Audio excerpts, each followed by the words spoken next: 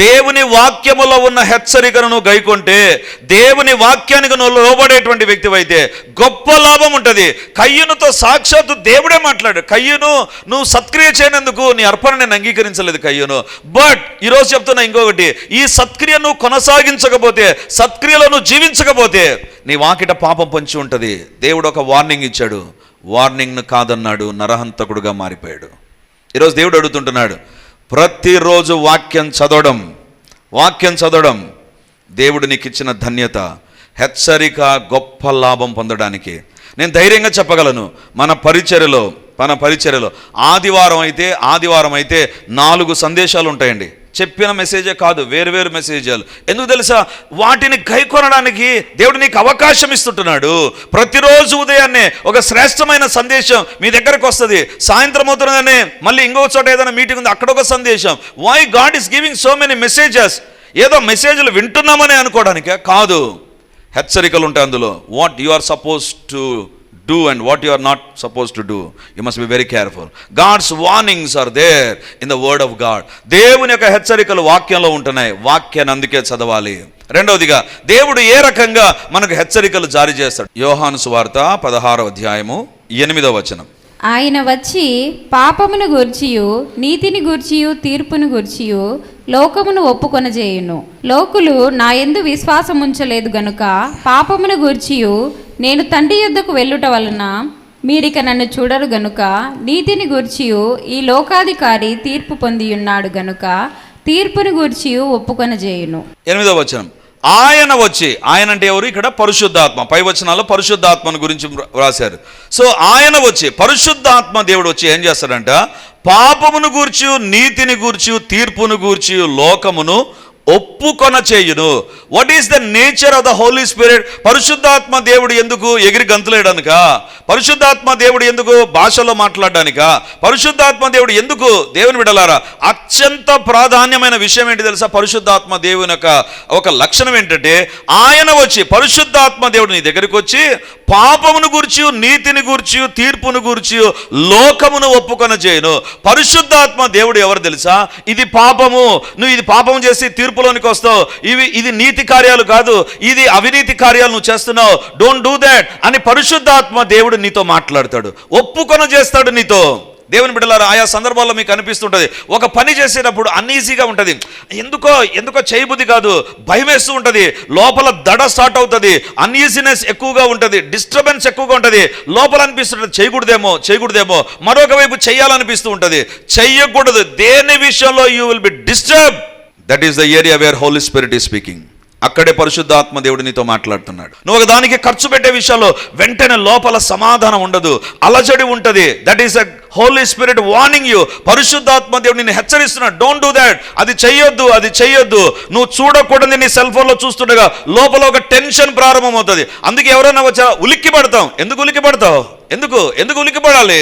లోపల కన్విక్షన్ జరుగుతుంది. పరిశుద్ధాత్మ దేవుడు ఒప్పింపజేస్తూ ఉంటాడు. ఈరోజు దేవుడు వాక్యం ద్వారా నిన్ను హెచ్చరిస్తాడు. రెండవదిగా పరిశుద్ధాత్మ దేవుడు నిన్ను మాటికి హెచ్చరిస్తాడు. నువ్వు చేసేది తప్పు, నీకు తప్పు చేశావు, ఇంట్లో తెలియకుండా తప్పు చేశావు, నువ్వు చేయకూడదు, ఒప్పుకో. Somewhere Holy Spirit will convince you. అందుకే యోబు గ్రంథంలో ఒక మాట ఉందండి. యోబు గ్రంథం 33వ అధ్యాయం 14వ వచనం చూడండి. Book of Job 33:14. యోబు గ్రంథం 33వ అధ్యాయం 14వ వచనం. దేవుడు ఒక్క మారే పలుకును, 2 మారులు పలుకును, అయితే మనుషులు అది కనిపెట్టరు. మనుషులు ఏం కనిపెట్టాలంట? ఎప్పుడు యుద్ధం జరుగుతుంది, మా పైన మిజైల్ వస్తుందా ఏంటి, అది కాదు. దేవుడు ఒకసారి మాట్లాడతాడు, 2 మార్లు మాట్లాడతాడు. అంటే దేవుడు మాటికి నీకు ఒక హెచ్చరిక ఇస్తాడు. ఇది చెయ్యొద్దు, ఇది ఉండకూడదు, ఇది నువ్వు ఇన్వెస్ట్ చేయొద్దు, ఇక్కడ ఖర్చు చేయొద్దు. Somewhere Holy Spirit will speak to you. ఎక్కడో చోట పరిశుద్ధాత్మ దేవుడు నిన్ను వార్న్ చేస్తాడు. You will feel disturbance in your heart. నీ యొక్క హృదయంలో మనశ్శాంతి లేని పరిస్థితులు ఉంటాయి. అదే పరిశుద్ధాత్మ దేవుడు నిన్ను హెచ్చరించడం. That is the warning of the Holi Spirit. దాన్ని ఒప్పుకునేటువంటి వ్యక్తి సరిచేయబడతాడు. దేవుని బిడ్డలారా, 2 అపోస్తలులు, పేతురు అపోస్తలుడే, యూదా ఇస్కరియోతు కూడా అపోస్తలుడే. పేతురుకు దేవుడు దయ్యములపైన, వ్యాధులపైన, శత్రు బలమందిరపైన అధికారం ఇచ్చాడు. యూదా ఇస్కరియోతు కూడా ఇచ్చాడు. కానీ యూద ఇస్కరియోతును యేసు ప్రభుని అప్పగించాడు. పేతురు నేను ఎరగనని బొంకలేదు. ఇద్దరిలో జరిగింది ఏంటి తెలుసా? పేతురు దేవుని నేను ఎరుగను అని బొంకిన వెంటనే యేసు ప్రభు అతని వైపు చూడగా జస్ట్ యేసు ప్రభు అలా చూశాడు.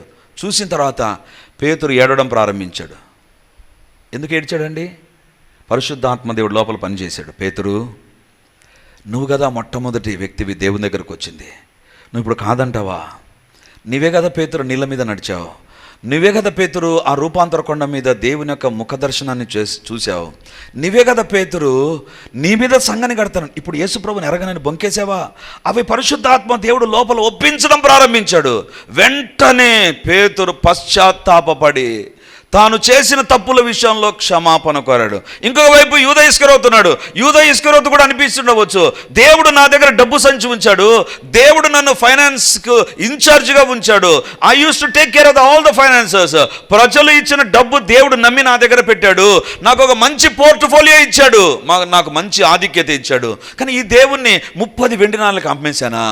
ఈ దేవుని 30 వెండి నాణాలకు అమ్మేశానా? ఈ దేవుడు కదా నన్ను సేవలో నిలబెట్టి వాడుకునింది, ఈ దేవుడు కదా నాకు అవకాశం ఇచ్చింది సేవలో, ఈయనకు మోసం చేశానా అని బాధ కలిగింది. కానీ పాపాన్ని ఒప్పుకోలేదు, పోయి ఉరి పెట్టుకున్నాడు. పరిశుద్ధాత్మ దేవుడు నిన్ను హెచ్చరిస్తాడు, నువ్వు చేసేది తప్పు, నువ్వా చేసేది ఇది, నువ్వెందుకు చేసేవి ఇది, నువ్వు చేయకూడదు కదా, ఎందుకు నువ్వు ఇన్వాల్వ్ అయినావు? దేవుడు మాట్లాడతాడు. పరిశుద్ధాత్మ దేవుడు నీతిని గురించి పాపమును గురించి లోకమును ఒప్పుకొన చేయును. When the Holi Spirit speaks to you, when you feel disturbance or inconvenience in you, that is the warning of the Holi Spirit. అది పరిశుద్ధాత్మ దేవుడు ఇచ్చే హెచ్చరిక. దాన్ని నువ్వు కాదన్నావంటే 1 మారు 2 మార్లు గద్దించిన దేవుడు ఆ తర్వాత సైలెంట్ అయిపోతాడు. ఏమండి, యూద ఇస్కరియోతు ఏడ్చి పాపక్షమాపణ కొడితే వాడుకున్నప్పుడు యూద ఇస్కరియోతును ఎందుకు వాడుకోడు దేవుడు? యూద ఇస్కరియోతు అనుకున్నాడు, 30 వెండి నాణాలకు అప్పగి నా బతుకంతా ఇంతేలే అని ఉరి పెట్టుకున్నాడు.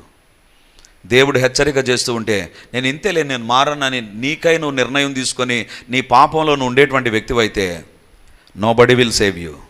ఎవ్వరు కూడా, ఇంక్లూడింగ్ యేసు ప్రభు కూడా నిన్ను రక్షించడు. Give a value for the Holi spirit warning. పరిశుద్ధాత్మ దేవుడు ఇచ్చే హెచ్చరికకు విలువనివ్వడం ప్రారంభించు. 1, దేవుడు తన వాక్యం ద్వారా నిన్ను హెచ్చరిస్తాడు. 2, పరిశుద్ధాత్మ ద్వారా నిన్ను హెచ్చరిస్తాడు. నెంబర్ 3, యోనా గ్రంథం 3వ అధ్యాయం 4వ వచనం. Book of Jonah chapter 3 verse 4. యోనా ఆ పట్టణములో 1 దిన ప్రయాణమంత దూరము సంచరించుచు ఇక 40 దినములకు నినివే పట్టణము నాశనమగునని ప్రకటన చేయగా, నినివే పట్టణపు వారు, నినివే పట్టణం నాశనం అవుతుంది ఎవరు ప్రకటించారు? వాక్యం కాదు. నినివే పట్టణం నాశనం అవుతుంది పరిశుద్ధాత్మ కాదు, ఒక సేవకుని దేవుడు వాడుకున్నాడు. దేవుని బిడ్డలారా, నిజమైన సేవకుడు వాక్యం చెప్తూ ఉంటే నీ మనస్సాక్షిలో నీ హృదయంలో కుచ్చుకుంటూ ఉంటుంది. ఎందుకు తెలుసా? God is using the man of God to warn you. దైవ సేవకుని వాడుకొని దేవుడు నిన్ను హెచ్చరిస్తాడు, దైవ సేవకురాలను వాడుకొని దేవుడు హెచ్చరిస్తాడు, సేవకులను వాడుకుంటాడు దేవుడు. 40 రోజుల్లో ఉగ్రత రాబోతుంది, 40 రోజులు ఇట్లాంటి చాలా విన్నాంలేయా అనలేదు వాళ్ళు. బైబిల్లో వ్రాయబడింది, when a man of God spoke something they gave a value for that. దేవుని సేవకుడు ఒకటి మాట్లాడారా, వెంటనే వాళ్ళు విధేయత చూపారు. రాజు మొదలుకొని పశువుల వరకు విధేయత చూపించారండి. అందుకే యోనా ప్రకటించిన నినివే పట్టణానికి దుర్గతి కలుగును, చెడ్డ గతి, దాని ఫ్యూచరే కూడా చాలా వర్స్ట్గా ఉంటుందని దేవుడు చెప్పాడు. కానీ ఈరోజు నినివే పట్టణం చరిత్రలో నిలబడడానికి కారణం ఏంటంటే దైవ సేవకుని ద్వారా వచ్చిన హెచ్చరికను కాదనలా. ఈరోజు దేవుడు నీతో మాట్లాడుతుంటున్నాడు. When a man of God speaks to you about something, give a value for that. దానికి విలువనివ్వడం నేర్చుకో, దానికి భయపడడం నేర్చుకో. అంటే ఇక్కడ కూడా నేను ఒక వార్నింగ్ ఇస్తాను. కొంతమంది దీన్ని ఆసరాగా తీసుకొని ప్రతి చిన్న దానికి భయపడతారు. నేను దైవ సేవకుని, నా మాట వినకపోతే నీకు ఇట్లా అవుతుంది, నీ కుటుంబానికి ఇట్లా అవుతుంది. ప్రతి చిన్నదానికి పెద్దదానికి భయపడించి మనుషులు లొంగ తీసుకునే వ్యక్తులుగా ఉంటున్నా. When a true man of God speaks to you, it will create a fear in you. నీలో భయం కలుగుతుంది, నీలో భయం అనేటువంటిది ఏర్పడుతుంది.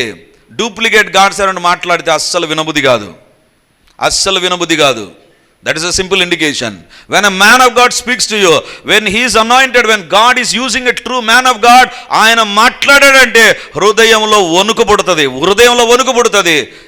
యోనా ఒక్క యోనా అండి మీటింగ్ పెట్టలేదు, క్వైర్ లేదు, ఏమీ లేదు, వీధుల్లో తిరుగుతూ నినవే పట్టణానికి దుర్గతి కలుగుతుందని చెబితే రాజు మొదలుకొని పశువుల వరకు అన్నీ ఫాలో అయిపోయారండి. That is the true man of God's nature. నిజమైన సేవకుని యొక్క లక్షణం అదే. ఈయనేంది చెప్పేది, ఈమెంది చెప్పేది అనే తలంపు నీకుంటే don't waste your time with that man of God. ఈరోజు దేవుడు అడుగుతుంటున్నాడు. దేవుడు యోనాను నినవేకి పంపించి దుర్గతి కలుగును. ఆ హెచ్చరికను వాళ్ళు చాలా విలువనిచ్చారండి. రాజు మొదలుగా అందరు విలువనిస్తే దేవుడు నినవే పట్టణాన్ని కాపాడాడు. ఈరోజు దేవుని సేవకుని నోటి నుండి వచ్చిన హెచ్చరికలను ఏమన్నా కాదన్నావా? If you are the person, then here is a warning. ఇప్పటికైనా మించిపోలేదు, సరిచేసుకో, జీవితాన్ని సరిచేసుకో. Give a value for the word of God. Give a value for the spirit's speaking instigations. And the third, when a man of God speaks to you, ఒక దైవ సేవకుడు నీతో మాట్లాడితే. నాలుగవదిగా దేవుడు ఎలా మాట్లాడతాడు తెలుసా? బైబిల్లోనే వ్రాయబడింది, హెబ్రీ పత్రికలో కదా, నానా విధాలుగా దేవుడు మాట్లాడతాడు. నానా విధాలుగా దేవుడు మాట్లాడతాడు. నేను ధైర్యంగా చెప్పగలండి, so many times God spoke to me through the newspaper ద్వారా దేవుడు నాతో మాట్లాడాడు. న్యూస్ పేపర్ ఎవరో ప్రింట్ చేశారు అది, బట్ ఇట్ స్పోక్ టు మీ. నాతో కొన్ని విషయాలు దేవుడు న్యూస్ పేపర్ ద్వారా మాట్లాడాడు. లేదా నీ ఇరుగు పొరుగు వారి దగ్గర నువ్వు వింటున్నటువంటి వార్తలు, ఒక కుటుంబంలో జరిగినటువంటి సంఘటన, it is an alarm for you. నీ ఇంటిలో జరుగుతుందేమో జాగ్రత్త, నీ కుటుంబంలో జరుగుతుందేమో జాగ్రత్త, నీకు జరుగుతుందేమో జాగ్రత్త. Be careful. నానా విధాలుగా దేవుడు నీతో మాట్లాడతాడు. దేవుని బిడ్డలారా, చివరిగా దేవుడు ఎలా మాట్లాడతాడు తెలుసా? యేసు ప్రభు మరియ గర్భంలో ఉన్నాడండి. మరియ గర్భంలో ఉన్న తర్వాత ఇక యోసేపు మరియలు ఎన్ని కలలు కనింటారో. ఇక యేసు ప్రభు జన్మించిన చాలా కాలానికి జ్ఞానులు వచ్చారు. జ్ఞానులు వచ్చిన తర్వాత ఆ బంగారము సాంబ్రాణి బోలం వచ్చిన తర్వాత యోసేపు అనుకుంటాడు, అబ్బా ఇంకా నా లైఫ్ మారిపోయింది.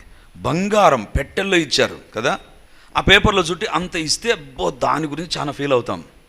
పెట్టెల్లో బంగారం తెచ్చి యోసేపు దగ్గర పెడితే యోసేపు అనుకుంటా, అబ్బా ఇంకా బ్రాంచ్లు స్టార్ట్ చేయాలి. ఇక్కడ ఒక బ్రాంచి, అక్కడ ఒక బ్రాంచి, కార్పెంటరీ బ్రాంచ్లు స్టార్ట్ చేద్దాం. బంగారము, వెండి, బోలము పెట్టెల్లో వచ్చాయి. పూర్వకాలంలో పెట్టెలంటే ఏంటి? ఇప్పుడు గిఫ్ట్ బాక్స్ కూడా అంత పెట్టెలో వస్తుంది, అది కూడా పెట్టె అంటాం మనం. కానీ పూర్వకాలంలో పెట్టెలంటే చాలా పెద్దగా ఉంటాయి. ట్రంక్ పెట్టెలు అంటాం, చూసారా? హాస్టల్లో చదివేవారు ట్రంక్ పెట్టెలు తీసుకపోతే చాలా గ్రేట్గా ఉండేది. ఆ దినాల్లో పెద్ద పెట్టెలు ఉంటాయి, పెద్దవాళ్ళకి తెలిసి ఉంటుంది. నాకు అనిపిస్తుంది చాలా క్వాంటిటీలోనే గోల్డ్ వచ్చి ఉంటుంది. కానీ ఆ రాత్రి పడుకొని ఏం చేయాలని ఆలోచన చేసి నిద్రపోతే కలలో దేవుడు మాట్లాడుతున్నాడు, యోసేపు హేరోదు చంపాలనుకుంటున్నాడు, ఐగుప్తుకి వెళ్ళిపో. అద్దరిపోయింటాడు, ప్రభా బంగారం వచ్చింది, నేను బిజినెస్లు పెంచుకోవాలనుకుంటే ఏంటి ఐగుప్తుకి వెళ్ళిపోవాలనా? కొత్త నిబంధనలో ఫస్ట్ బార్న్ వాయేజ్, విదేశీ యానం ఎవరు చేశారంటే యోసేపే. విదేశీ ప్రయాణం ఎవరు చేశారు? క్విజ్ క్వశ్చన్ ఇది. విదేశీ ప్రయాణం ఎవరు చేశారు? మరియ యోసేపులే. నజరేతులో ఉండేవారు, ఐగుప్తు దేశానికి వాళ్ళు వెళ్ళిపోయారు. ఎందుకు వెళ్ళిపోయారు? దేవుడు ముందే చూచాడు. హేరోదు యొక్క ప్లాన్, హేరోదు యొక్క అజెండా, హేరోదు ఏం చేయబోతున్నాడో కలలో దేవుడు మాట్లాడాడు. ఈరోజు నీకు కలలు వస్తున్నాయా? Don't neglect them. ఒక కళ మళ్ళీ వస్తుందా? We must be very careful about that. నువ్వు రాత్రి ప్రార్థన చేసుకొని పడుకొని నిద్రపోయే వ్యక్తివైతే నీకొచ్చే కళలు దేవుని యొక్క హెచ్చరికలు మర్చిపోద్దు. అంటే నువ్వు సెల్ ఫోన్ చూసి పనికిమాలను చూసి పండుకుంటే నీకు పనికిమాలను వస్తాయి, దాని గురించి కాదు నేను చెప్పేది. నువ్వు ఏదంటే అది చూసి రాత్రింబగలు చూసి ఉదయాన్నే ఉలిక్కిపడి అమ్మో నాకు ఎట్లా అయిపోయింది బీపీ, అదంతా కాదు. ఇదంతా బోగస్ క్రిస్టియన్ లైఫ్. రాత్రి పడుకోకముందు దేవుని దగ్గర ప్రార్థన చేసి ప్రార్థనాపూర్వకంగా నీ జీవితాన్ని దేవుని చేతుల్లో పెట్టి నిద్రిస్తే ఖచ్చితంగా దేవుడు కల ఇచ్చాడా? అది మర్చిపోవు, అది గుర్తుకుంటుంది, అది దేవుడు నెరవేరుస్తాడు. నీతో దేవుడు హెచ్చరిక చేసేది కళల ద్వారా. ఒకటి వాక్యము ద్వారా, రెండు పరిశుద్ధాత్మ ద్వారా, మూడవదిగా ఖచ్చితంగా దేవుడు సేవకులను వాడుకుంటాడు, నాలుగవది వివిధ సంఘటనలు, ఐదవదిగా కళల ద్వారా దేవుడు మాట్లాడతాడు, దర్శనాల ద్వారా దేవుడు హెచ్చరిక చేస్తాడు. ఈరోజు దేవుడు నీతో మాట్లాడుతుంటున్నాడు. There are so many ways God is a warning you. దేవుడు హెచ్చరించే దేవుడు, దేవుడు హెచ్చరికలు జారీ చేసే దేవుడు. కాబట్టి ఆయన పేరేంటి? యావే హమజీర్. ఆయన హెచ్చరించే దేవుడు, హెచ్చరికలు నీకు ఇస్తాడు. సో దట్, ఎందుకు హెచ్చరికలు ఇస్తాడు దేవుడు? ఆ భాగాన్ని చూపించి నేను ముగిస్తాను. Why God warns the people. చూడండి 12వ అధ్యాయం హెబ్రీలకు రాసిన పత్రిక 6వ వచనాన్ని మనం చదువుకుందాం. హెబ్రీలకు రాసిన పత్రిక 12వ అధ్యాయం 6వ వచనం. నా కుమారుడా, ప్రభువు చేయి శిక్షను తృణీకరించకుము, ఆయన నిన్ను గద్దించినప్పుడు విసుకకుము. ప్రభువు తాను ప్రేమించు వానిని శిక్షించి తాను స్వీకరించు ప్రతి కుమారుని దండించును అని కుమారులతో సంభాషించినట్లు మీతో సంభాషించు. ఆయన హెచ్చరికను మరచితిరి. ఆయన హెచ్చరిక ఎందుకోసం ఉంటుంది తెలుసా? ఒకటి, ఆయన నిన్ను ప్రేమిస్తున్నాడు కాబట్టి. దేవుడు వాక్యం ద్వారా నేను హెచ్చరించడం, పరిశుద్ధాత్మ దేవుడు నీ హృదయంలో కలగజేసే ఒక డిస్టర్బెన్స్ ద్వారా నేను హెచ్చరించడం, లేకపోతే కళ ద్వారా, లేకపోతే దైవ సేవకుల ద్వారా, లేకపోతే వివిధ విధానాల్లో దేవుడు నిన్ను హెచ్చరించడం దేనికి తెలుసా? Because he loves you. ఆయన నిన్ను ప్రేమిస్తుంటున్నాడు, ఆయన నిన్ను ప్రేమిస్తుంటున్నాడు. దేవుని ప్రేమ అది ఆశీర్వాదాలు ఇచ్చేటప్పుడే కాదు, దేవుని ప్రేమ హెచ్చరికల్లో కూడా కనబడుతుంది. దేవుడు నిన్ను హెచ్చరిస్తాడు.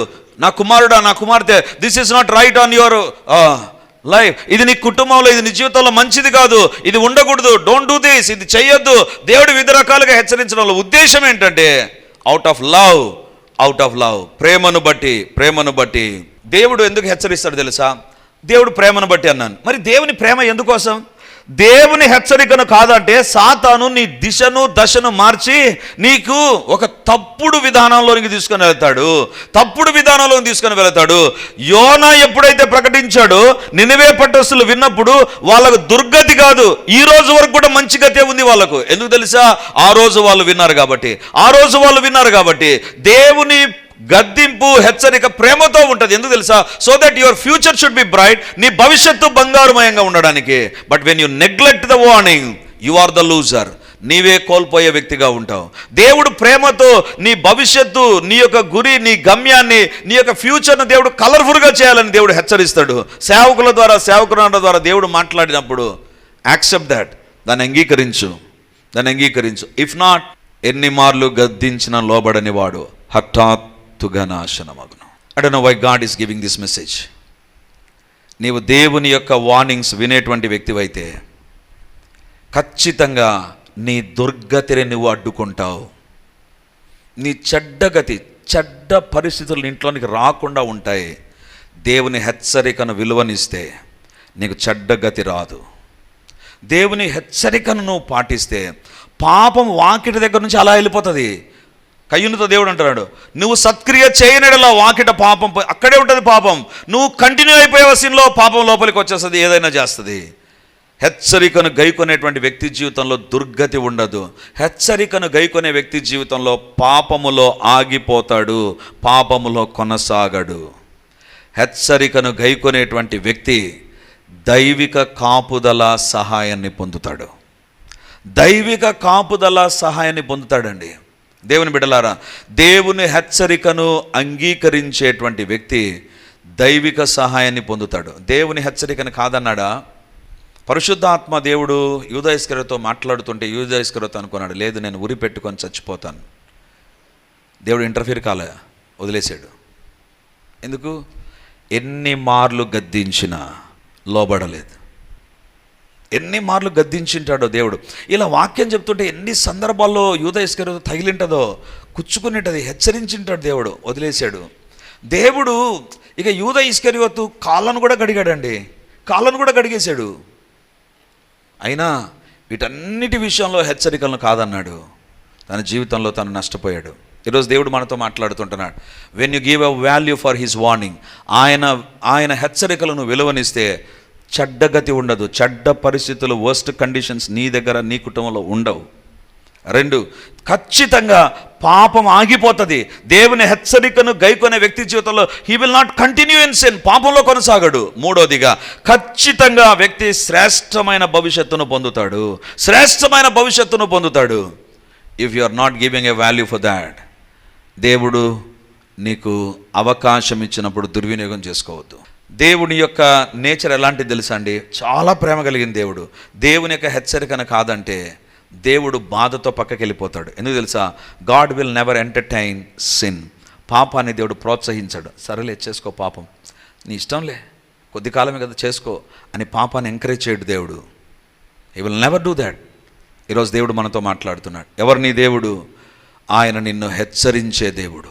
ఆయన నీ జీవితంలో హెచ్చరికలు జారీ చేసేటువంటి దేవుడు.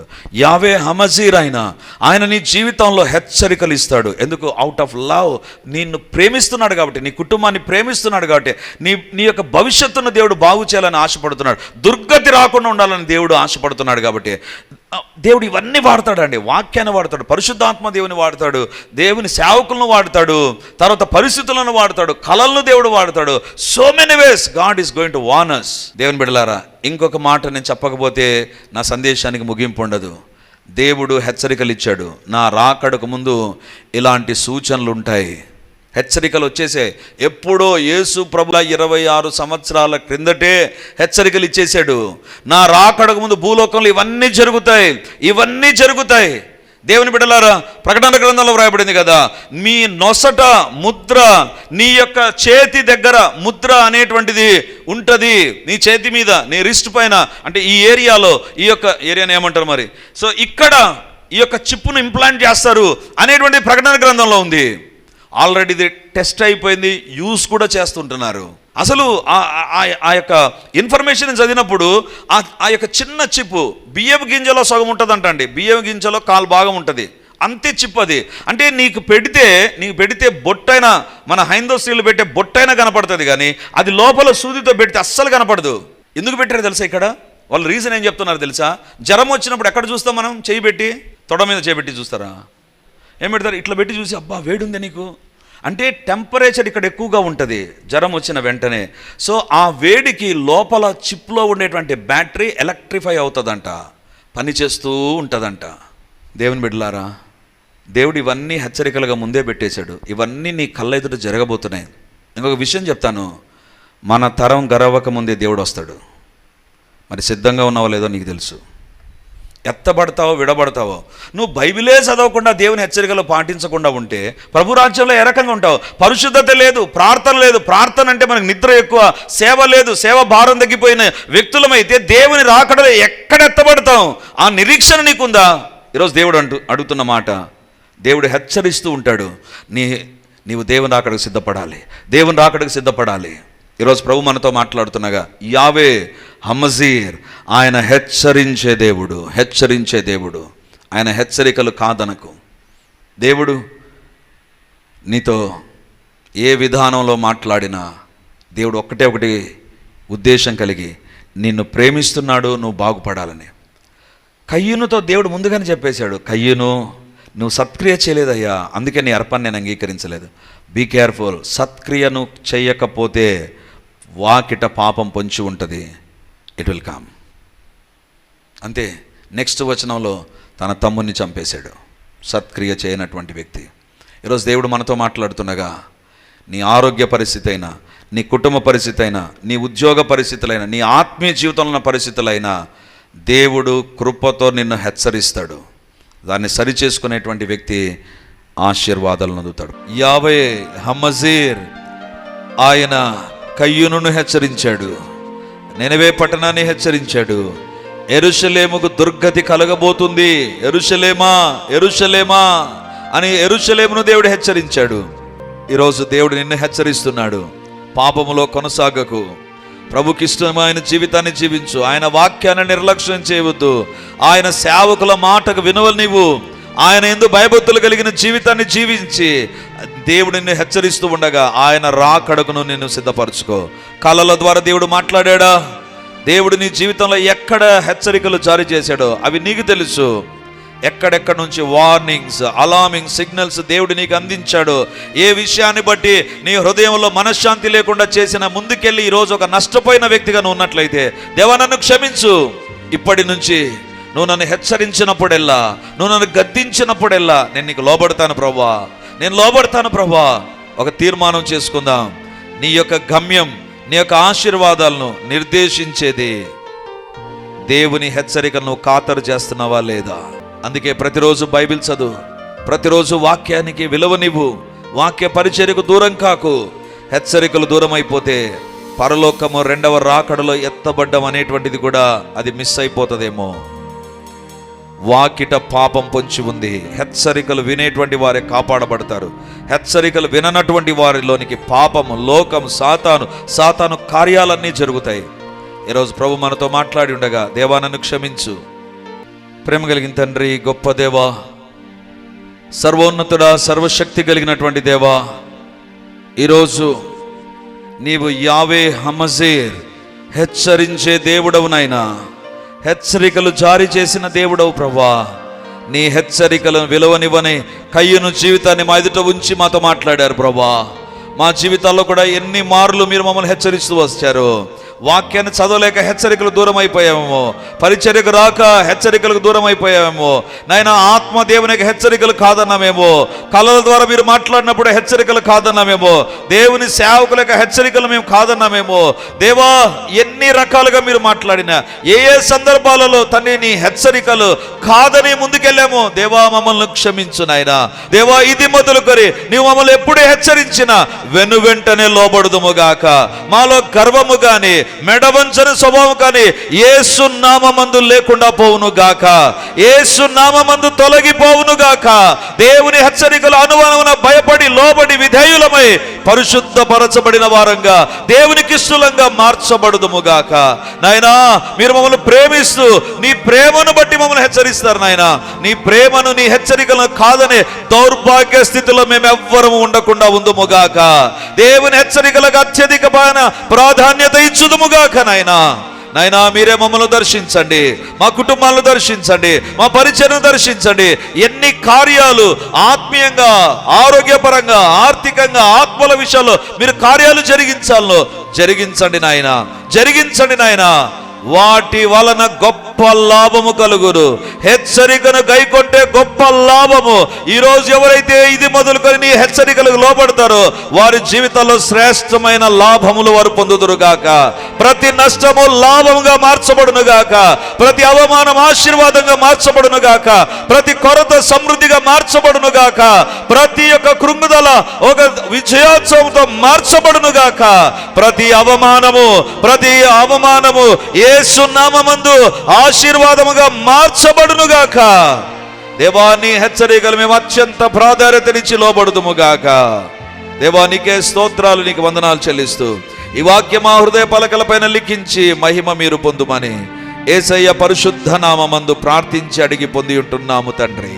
ఆమేన్, ఆమేన్, ఆమేన్. వాక్యాన్ని వింటున్నటువంటి దేవుని బిడ్డలారా, ప్రార్థన టీవీలో వాక్యాన్ని వింటున్న దేవుని బిడ్డలారా, ఈ యొక్క లైవ్ కార్యక్రమాలు చూస్తున్న దేవుని బిడ్డలారా, మీకందరికీ ఒక ప్రత్యేకమైన ప్రకటన ఇప్పుడు నేను తెలియజేస్తున్నాను. ఈ ఆదివారం నుంచి ప్రతి ఆదివారం రిడీమర్లో 3 ఆరాధనలు జరుగుతాయి. మొదటి ఆరాధన 8 గంటలకు, రెండవ ఆరాధన 10:30కు, మూడవ ఆరాధన సాయంత్రం 7 గంటలకు. సో ఈ 3 ఆరాధనలో ఇక ప్రతి ఆదివారం ఒక్కొక్క సర్వీసులో ఒక్కొక్క దేవుని నామాన్ని మనం ధ్యానం చేయబోతున్నాం. వేల కొలది దేవుని నామాలను గురించి మనము చూస్తాం బైబిల్లో. కాబట్టి దేవుని బిడ్డలమైతే మనం ఎల్లప్పుడూ దేవుని నామాన్ని స్మరిస్తూ ఉండాలి, ఎల్లప్పుడూ దేవుని నామాన్ని స్మరిస్తూ ఉండాలి. సో కాబట్టి ఈ యొక్క వాక్యాన్ని ఆధారం చేసుకొని ప్రతి ఆదివారం 3 ఆరాధనలు దేవునికి సంబంధించిన వివిధ నామాలు, దైవ నామ ధ్యానాలు అనేటువంటిది మనం కలిగి ఉండబోతున్నాం.